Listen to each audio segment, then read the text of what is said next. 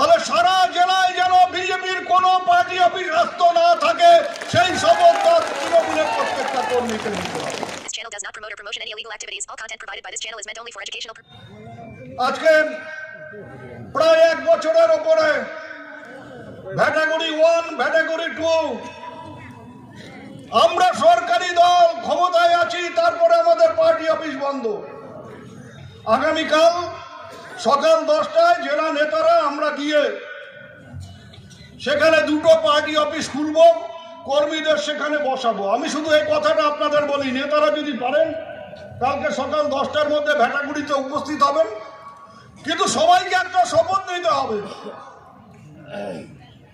যদি ওই party office আবার ভাঙা হয় তাহলে সারা জেলায় যেন বিজেপির কোনো পার্টি অফিস রাস্তা না থাকে সেই শপথ তৃণমূলের প্রত্যেকটা কর্মীকে নিতে হবে। ওই পার্টি অফিসে বসার জন্য যদি কোনো তৃণমূলের কর্মীর গায়ে আঘাত লাগে, প্রত্যেকটা কর্মীর জন্য 5টা বিজেপির কর্মীর গায়ে আঘাত পড়বে, এই শপথটা আমাদের নিতে হবে। আমরা আগামী 3-4 মাস যতদিন না লোকসভা নির্বাচন হচ্ছে আমরা কোনো মিডিয়ার উপর নির্ভর করব না, কোনো সরকারি কর্মচারীর উপর নির্ভর করব না। আমরা ভুলে যাব যে আমরা সরকারে আছি। আমরা কোনো পুলিশের সহায়তা চাই না। পুলিশকে বলবো যে আপনারাও সঠিক পথে চলুন, আপনারাও ন্যায্য কাজ করুন, আমরা আপনাদের সাহায্য করব। কিন্তু আপনারা হাইকোর্টের ভয়ে বিজেপিকে মদত দেবেন আর তৃণমূল কংগ্রেসকে নানাভাবে দুর্বল করবার চেষ্টা করবেন। আমাদের কোনো কর্মী কোনো গোলমালে জড়িয়ে পড়লে পুলিশের পক্ষ থেকে নানাভাবে চাপ সৃষ্টি করা হয়। স্যার, চাপ আছে ওপর থেকে, ওকে সারেন্ডার করিয়ে দিন। তারা হচ্ছে ভণ্ড তপস্বী।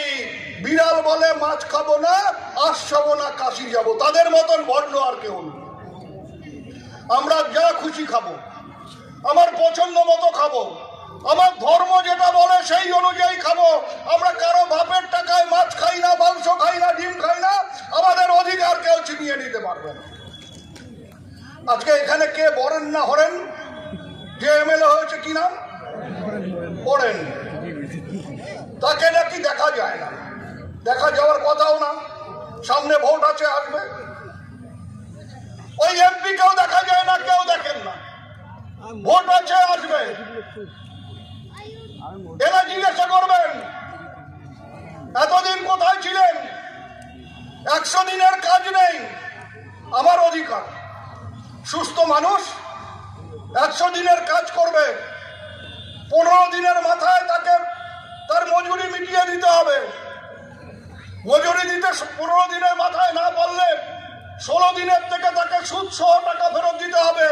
আজকে 2 বছর হয়ে গেছে, আমরা কাজ করেছি, পাচ্ছি না টাকা। সারা ভারতবর্ষে অন্য রাজ্যে পাচ্ছে, আমাদের রাজ্যে পাচ্ছে না।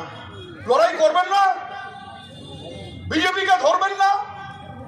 ওই যে রবি ঘোষ বলেছে ঝাঁটা গোবর, শুধু ঝাঁটা গোবর না, গাড়ির থেকে নামতে দেবেন না মায়েরা। ওদেরকে গাড়ির থেকে নেমে ভোট প্রচার করতে দেবেন না যতক্ষণ না 100 টাকার কাজের, ওই 100 দিনের কাজের টাকা শোধ করতে পারছে। এটা আপনার অধিকার, সংবিধানে আছে। এখন ওই দিল্লির থেকে যে মোটা মানুষটা এসেছিল, আবার গতবারের মতন এবারও বলেছে সিএএ চালু করবে। অর্থাৎ নাগরিকদের অধিকার, নাগরিক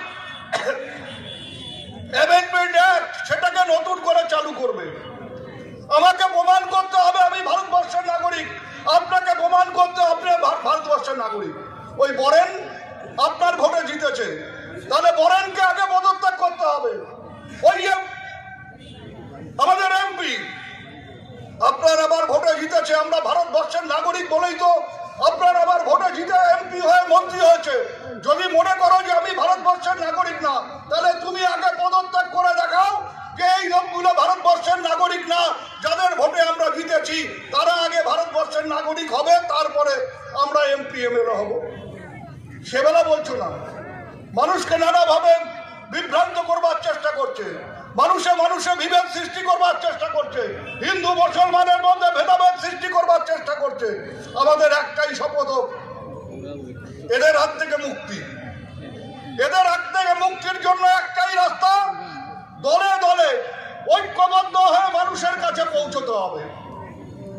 এই শীতলকুচি সম্বন্ধে শুনি, অমুক আলী, তমুক মিয়া, অমুক সিংহ, তমুক গুহ, এদের মধ্যে নাকি ভাব ভালোবাসা নেই। ভুলে যান কার সাথে কার ভাব ভালোবাসা আছে। তাদেরকে বাধ্য করবেন যে একসাথে চলো, ঐক্যবদ্ধ ভাবে চলো। আমরা কোনো উদয়ন গুহ, কোনো রবি ঘোষ, কোনো অভিজিৎ দেব ভৌমিককে দেখে দল করি না। আমরা মমতা বন্দ্যোপাধ্যায়কে দেখে দল করি, আমরা জোড়া ফুল প্রতীক দেখে দল করি। আমরা ঐক্যবদ্ধ ভাবে এগিয়ে যেতে চাই, কোনো ব্যক্তিকে দেখে এগিয়ে যেতে চাই না।